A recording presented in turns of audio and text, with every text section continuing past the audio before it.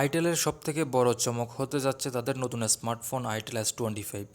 Mid বাজেটের এই ফোনটির ডিজাইন, ক্যামেরা, ডিসপ্লে এবং পারফরম্যান্স সম্পর্কে আজকের ভিডিওতে আমরা ডিটেলস জানব।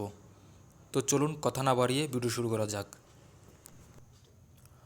ফোনটার ডিজাইন দেখলে আপনার কাছে অনেকটা OnePlus ভাইব আসবে, কারণ এটা OnePlus Nord 3 এর মতো ডিজাইনটা করা হয়েছে।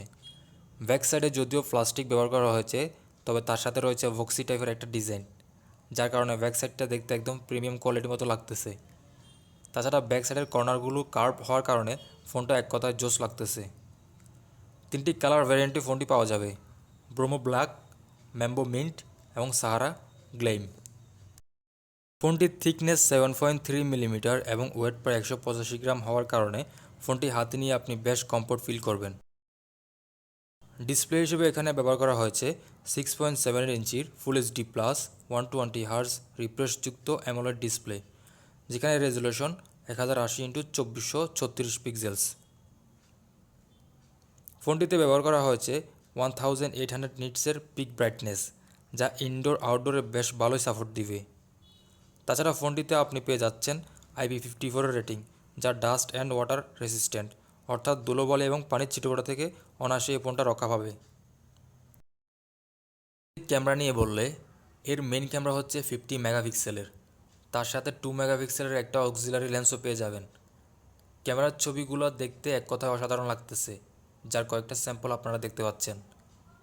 আর সেলফি ক্যামেরা হচ্ছে 32 মেগাপিক্সেলের, যেটা বেশ ভালো একটা দিক এই ফোনটার জন্য।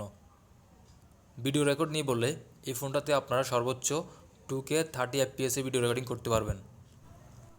পোর্টস এবং বাটন নিয়ে বললে ফোনটির রাইট হ্যান্ড সাইডে রয়েছে পাওয়ার অন অফ বাটন এবং ভলিউম রকার, তবে এখানে পাওয়ার অন অফ বাটনটিকে ফিঙ্গারপ্রিন্ট হিসেবে ব্যবহার করা হয়নি। সিকিউরিটি হিসেবে ইন ডিসপ্লেতে ফিঙ্গারপ্রিন্ট সেন্সর ব্যবহার করা হয়েছে। বটমে রয়েছে USB Type-C পোর্ট, 3.5 mm এর অডিও জ্যাক এবং মাইক্রো স্পিকার গ্রিল।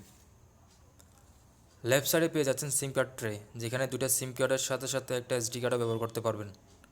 আর ফোনটির টপ সাইডে কোনো কিছু রাখা হয়নি। ফোনটির স্পেসিফিকেশান নিয়ে বললে এখানে ব্যবহার করা হয়েছে ইউনিসক T620 চিপসেট, যেটা একটা পাওয়ারফুল প্রসেসর।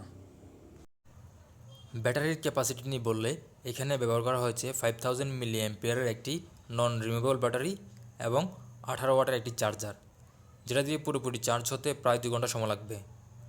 দুটি মাত্রা স্টোরেজে ফোনটি পাওয়া যাবে, 6 128 এবং 8 128। ফোনটির দাম রাখা হয়েছে $130, যা বাংলা টাকায় কনভার্ট করলে প্রায় 15,000 টাকা আসে। আসলে ফোনটির camera, design, display, performance budget অনুসারে কোনো অভিযোগ করার মতো না। তবে এই ফোনটি আপনার কাছে কেমন লাগলো কমেন্ট করে অবশ্যই জানাবেন। আর আপনি যদি এই চ্যানেলে নতুন হয়ে থাকেন তাহলে চ্যানেলটিকে অবশ্যই সাবস্ক্রাইব করে পাশে থাকা বেল আইকনটি ক্লিক করে দিন, যাতে করে পরবর্তী ভিডিও দেওয়ার সাথে সাথে আপনি পেয়ে যান। তো আজকের ভিডিও এখানে শেষ করতেছি, দেখা হচ্ছে পরে কোনো ভিডিওতে। সে পর্যন্ত সবাই ভালো থাকুন, সুস্থ থাকুন, আল্লাহ হাফেজ।